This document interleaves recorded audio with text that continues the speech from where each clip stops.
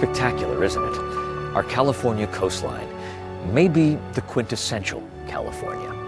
And like so many of our other natural treasures, our redwoods, our wetlands, our deserts, essential to preserve and protect for future generations. But right at my feet is the building block of a natural system many authorities consider to be the most threatened of all our ecosystems: California native grasslands.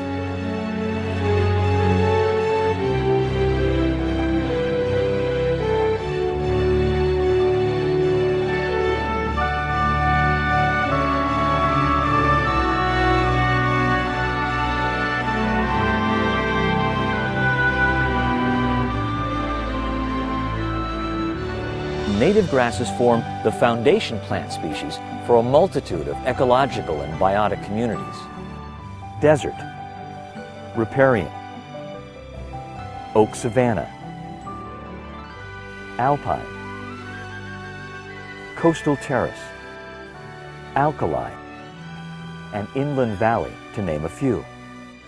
The California Native Grass Association is committed to the protection and restoration of our native grasses and grassland ecosystems. There are upwards of 300 species of native grasses occupying a wide range of habitats in California. Beside me in the seed production field are two of the different types. This is California onion grass, a very common grass of our oak woodlands, and this is one-sided bluegrass, also found in the oak woodlands. Some of the differences are not only size, but also in roots.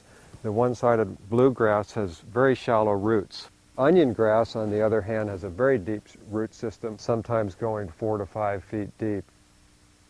Native grasses have deep, penetrating, fibrous root systems. Roots, when they die, leave root channels, and that helps with infiltration of water, which will allow them to stay greener longer. They also green up quicker because of the rhizomes.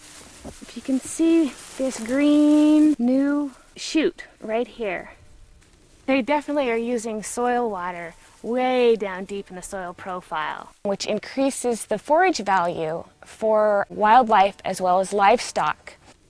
It helps with erosion control because the root masses are down deeper, so water doesn't come flushing by, which would bring sediment or pollution down to the waterways.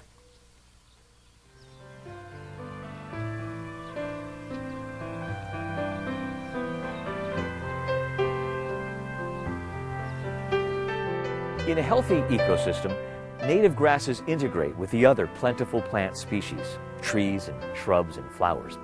But in our landscape, they're nearly gone, outcompeted by invaders, weeds from the Mediterranean region. The delightful green hillsides that appear in spring are almost always dominated by non-native grasses. Although pretty at this time of year, they dramatically change the native ecology. If you walk through a field of these exotic annual grasses, you notice very few things going on compared to walking through a field of the native perennial grasses. There in the native perennials you see birds you only see in the native grasses. In the native grasses you see hundreds of spiders, a very dramatic difference in the number of spiders. And that means that these spiders are finding other insects to feed on. So that there's this very complex biodiversity in the native perennial bunch grasses, and very little of that going on in this thatch of pretty much dead annual grasses, the exotics. The bare ground that used to occur in California was rapidly covered by these annual exotics. Many of these perennial grasses we have here are the big ones that have survived from before the European arrival. So it's pretty amazing to look at a grass and think that that clump there has been there for hundreds of years, maybe 1,000 years. When people think of grass, they may think of a lawn, right? Or maybe a playing field or a golfing green. But this is what California more than likely looked like before its land was tilled and planted and invaded.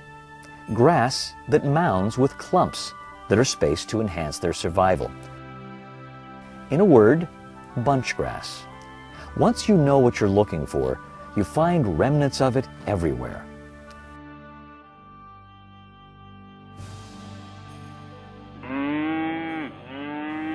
We're in cattle country, but this is different. The cows here are part of the Nature Conservancy's Dye Creek Preserve. But make no mistake about it, while this is a working ranch, it is also a living laboratory. Grasslands provide the fundamental matrix that connects a mosaic of communities. The oak woodland, the streamside forest, vernal pools, and other kinds of wetlands. They're incredibly rich biologically.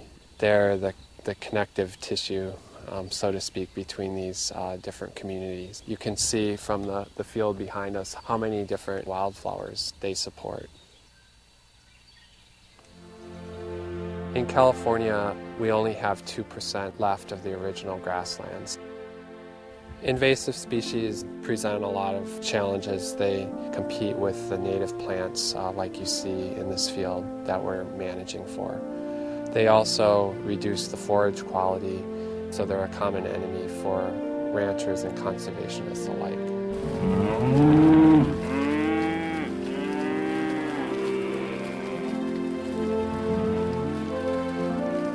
The main problem that we have here is medusa head. Cattle eat the good grasses and leave primarily medusa. If medusa was eliminated, it would help people's carrying capacities and especially the forage quality. I think the goals of TNC are very favorable to cattle people. They see grazing as a beneficial tool. And I think we learn more all the time about the compatibility of grazing. If it's a benefit to wildlife, it's more than likely a benefit to the grazing operation as well.